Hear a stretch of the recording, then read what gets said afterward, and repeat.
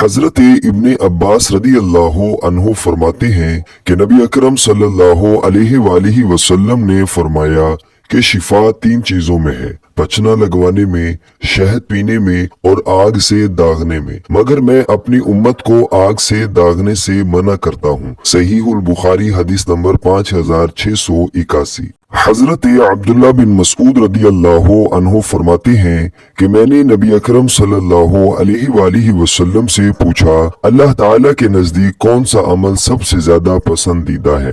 آپ صلی اللہ علیہ وآلہ وسلم نے فرمایا کہ وقت پر نماز پڑھنا۔ پوچھا کہ پھر کون سا؟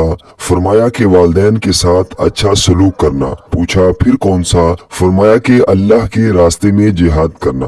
حضرت عبداللہ رضی اللہ عنہ نے بیان کیا کہ رسول اکرم صلی اللہ علیہ وآلہ وسلم نے مجھ سے ان کاموں کے متعلق بیان کیا، اور اگر میں اسی طرح سوال کرتا رہتا تو آپ جواب دیتے رہتے۔ صحیح البخاری حدیث نمبر 5970۔ حضرت عبداللہ بن عمر رضی اللہ عنہ فرماتے ہیں کہ رسول اللہ صلی اللہ علیہ وآلہ وسلم نے فرمایا، یقیناً سب سے بڑے گناہوں میں سے یہ ہے کہ کوئی شخص اپنے والدین پر لعنت بھیجے۔ پوچھا گیا، یا رسول اللہ صلی اللہ علیہ وسلم، کوئی شخص اپنے ہی والدین پر کیسے لعنت بھیجے گا؟